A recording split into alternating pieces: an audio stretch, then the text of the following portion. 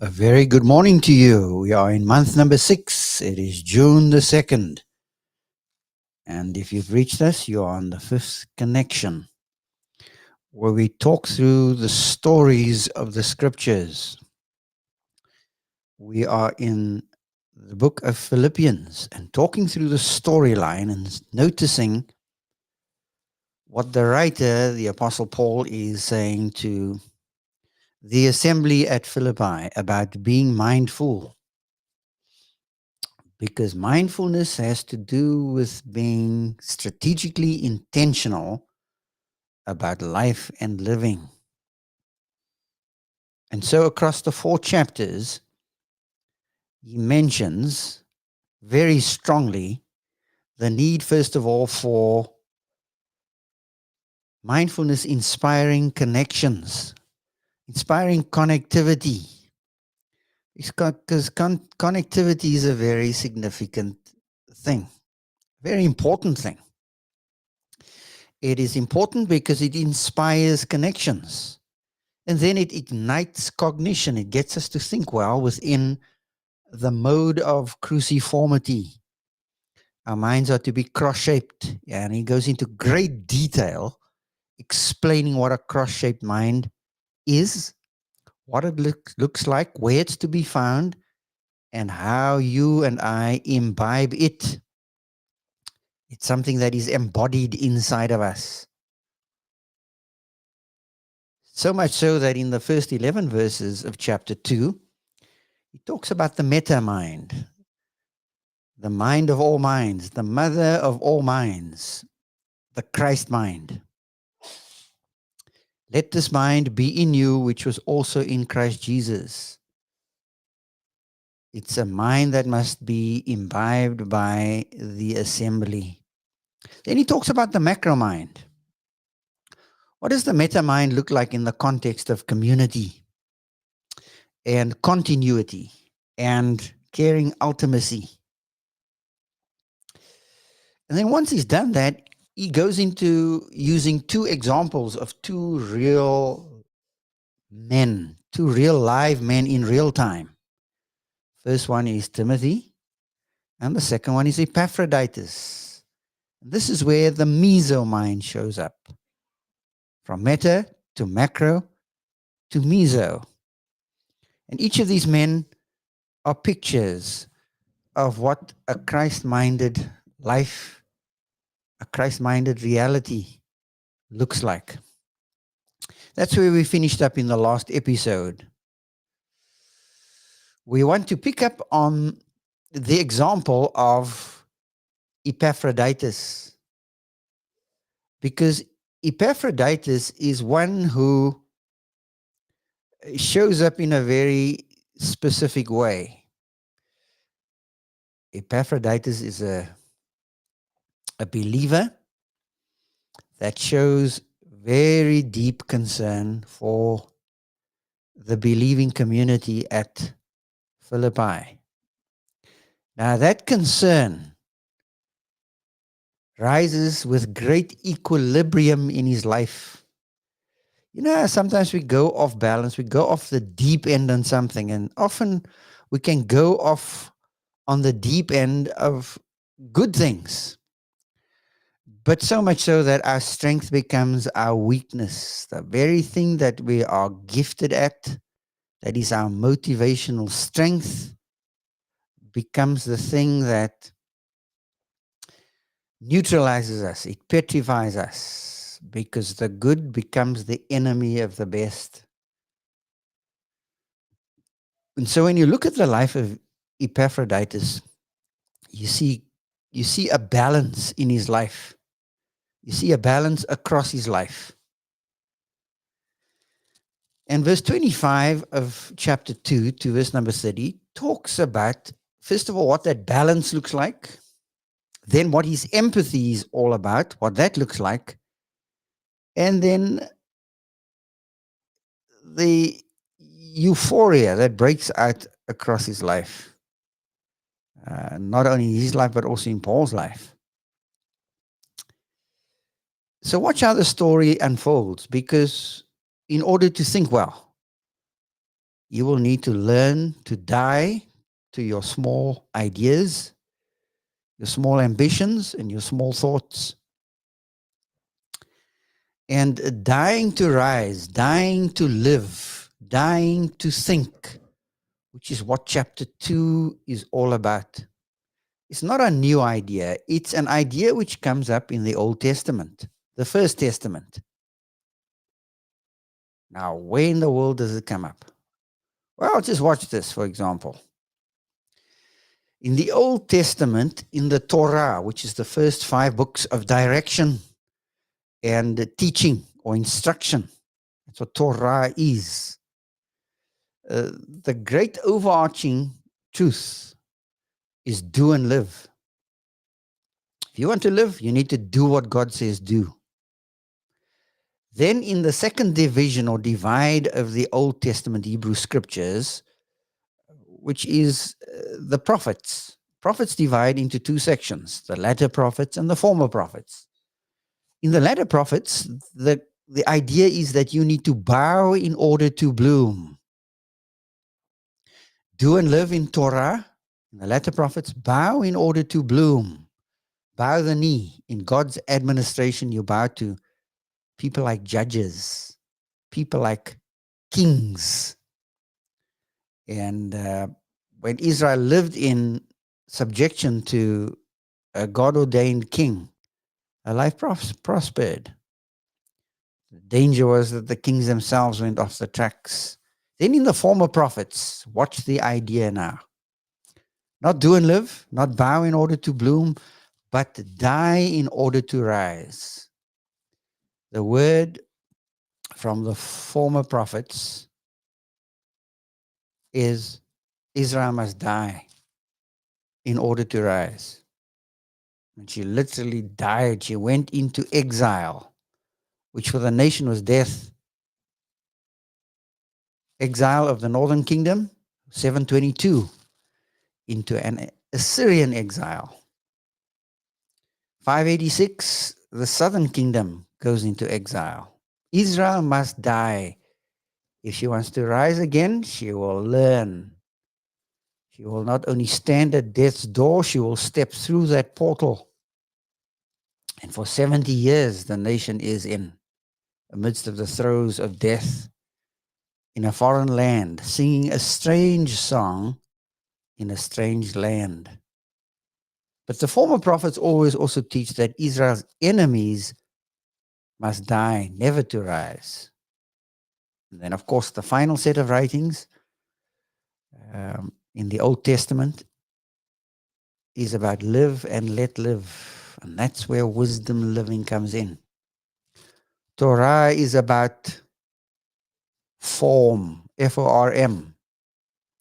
The writings is about function. How do you function within that form of Torah? And then the writings, how you function between Torah and the functions that you are to be doing. How do you live in between the times when there are great shifts culturally, geographically, theologically? That's what wisdom is all about. Knowing what the appropriate thing in the appropriate moment is to do. So the idea is buried in the Old Testament and really comes to a feverish pitch in the New Testament because Jesus is the one who dies. He's the one who's the nation's representative. In him, Israel dies in order to rise. But the cross becomes God's end game. Because out of the cross, out of death comes life. Out of death comes the resurrection. Because life springs out of death. It's not that we don't know that, we know that. We see it every day. It is said that biologically, the cells in your body renew every 7 years. Every 7 years, your body cellularly, nothing to do with cell phones, cellularly replenishes. The old cells renew and become new. When you throw a seed into the ground, it dies in order to rise. And so you see that idea now running in the life of this man with this very long name. A 12-letter name. Not the kind of name you'd give your kid. I'm quite humored by the fact that when I look at names of our Indian folk, their names are so long you have to look again and again. Very long names. The longest name I know from one of the African kids that I taught was Charlie and Charlie. And it had 14 letters across that name. Well, here's a 12-letter name, Epaphroditus. Paul says, I have thought it necessary to send to you Epaphroditus. Again, Paul's mind. He had imbibed the Christ mind. And he understood what dying to live was all about and what dying to think is all about. And guess who he's thinking about? Others. I thought it necessary to send to you Epaphroditus, my brother. Watch this fivefold description. He's my brother, my fellow worker, my fellow soldier, your messenger, and a minister to my need. 5 descriptors. He sends an individual that has great optionality and versatility. Great versatility. He shows, Epaphroditus that is, shows high relationality, high ability manually, high ability technically, high ability vocationally, and in terms of his civility. He's very high on the scale. High versatility and high optionality. When we are discipling people, when we are nurturing them, when we are coaching them, showing them what the Christ life looks like, I am free to be whom God has called me to be and free to think in ways that are novel and new and refreshing, not killing and murderous and denying others to think freely and not putting them in a straitjacket, getting them ideologically locked. This man, Epaphro, one with high versatility and optionality. He's got technical skill. He's a soldier. He's described as a fellow soldier. Soldier is one who knows how to use his body as a weapon and extended knowledge which has to do with tools such as spears and shields and swords.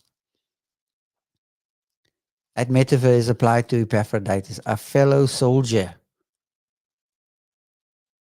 Some of us are so uncreative. We lack creativity. I'm just me. No excitement about who I am called to be. God has called me to be an individual that has developed high versatility and high optionality.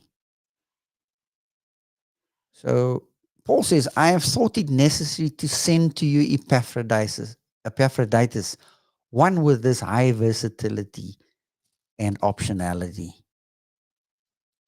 Where do you sit on that scale for yourself? Because remember what Paul has done is Paul has tracked through his own example. He's tracked through Christ as the macro pattern, the archetype, the mother of all types, the mother of all minds is the Christ mind. Now that mind needs to exist in people. It first comes alive, as Paul shows for him, in one who has a pavement perspective, a man from a mixed background. Timothy shows great civility. He's a servant in 19 to 24 of chapter 2, which we looked at. And then he looks at one who has a partner perspective, Epaphroditus, with this fivefold description of his high versatility and optionality. He's one whose thinking is active, it's inactive, and it's one whose versatility is accepted. He's using his abilities for a very different purpose, for showing concern for people. By the time you get to verse 30, you'll see the height to which this man's concern went. It went right up to, listen to me carefully now, the door of death. Went right up to death's door. And death came knocking, because verse 30 says he nearly died for the work of Christ. We're going to get there. We are only in verse 25 of the unfolding story, which portrays him as a highly versatile individual. Paul says, I become all things to all men in order that I may win some. Do we have that flexibility, or have our joints atrophied? You know, as we get older, our joints get tighter. I can't jump as high. My granddaughter says, jump, Opa. Well, I need to first of all think, and I jump that high. But our joints become like stone. They petrify. They get a lot harder. It's a lot harder to keep and maintain flexibility. Here's one with high versatility and optionality. Stays fresh. He's the one that Paul is going to send. How about you? Where do you sit on the scale of versatility and optionality? Or are you like a one-string guitar? If I've heard you once, I've heard you a million times. If I've heard you moan once, I don't need to hear you moan again, because you're going to moan about the same old, same old. Is there a freshness to your life and to your thinking and the way you respond in the midst of the flow of reality? Well, that's it for this morning, because you're going to face on this Monday morning situations that require to function, for you to function outside of your skill set, outside of where you normally fly. And can you go with the flow? Can you flex? Can you flex with the flex? Can you flex with the flux? Can you flex with the flow? It ain't over until God says it's over. So today, as you walk with the Lord, be mindful that you are to be a useful tool in His hand, achieving His purposes, extending His reach into the world as we reclaim the nations for the Lord. Trust that you will have a good day as you go with God. Goodbye for now.